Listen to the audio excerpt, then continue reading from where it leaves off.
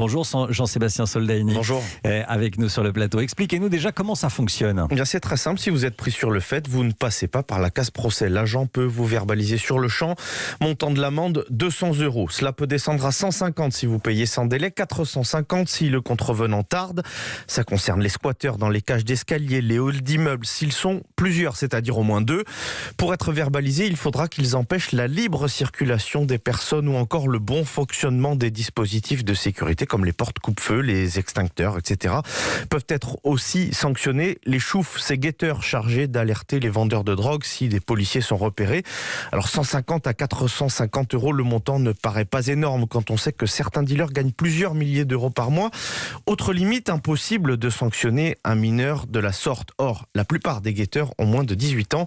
Là où cela peut être plus dissuasif, c'est que cette AFD, amende forfaitaire délictuelle, entraîne une inscription au casier judiciaire. Le dispositif est testé à Rennes, à Créteil, à Lille, Marseille, Foix, Reims, avant d'être étendu à tout le territoire au premier trimestre 2022. Jean-Sébastien Soldaini. Merci Jean-Sébastien. On est en direct avec le procureur de Rennes, Philippe Astruc. Bonjour Philippe Astruc. Bonjour monsieur. Merci d'être avec nous dans Europe Midi pour nous expliquer cette amende forfaitaire, les bienfaits, enfin en tout cas les avantages. Quel est l'intérêt de ces amendes ? Qu'est-ce qui va changer ?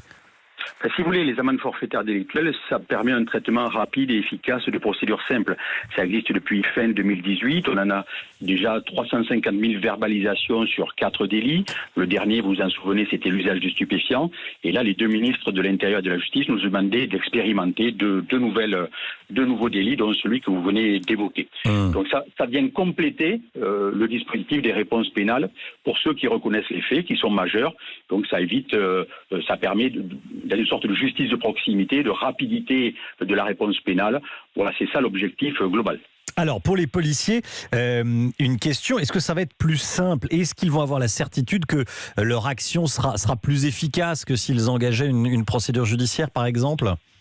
Moi, je crois qu'il faut mettre, je dirais, les deux fers au feu, c'est-à-dire que nous, on va procéder à des procédures classiques, avec des surveillances policières, des constatations qui nous permettent de verbaliser, soit en procédure classique, soit lorsque les conditions sont réunies, un majeur qui reconnaît les faits.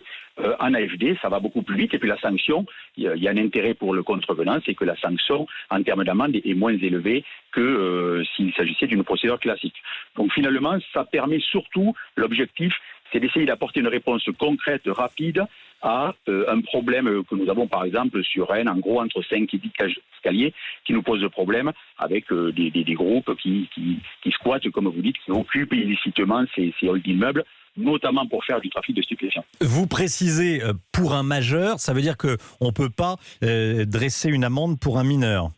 On ne peut pas faire une procédure d'amende forfaitaire délictuelle pour un mineur, mais on peut tout à fait, et c'est les instructions que j'ai données, dresser une procédure classique. Donc voilà, c'est en complément, c'est pas à la place. L'amende forfaitaire délictuelle n'a pas remplacé la procédure classique. On a les deux leviers, donc on utilise l'un ou l'autre selon les circonstances.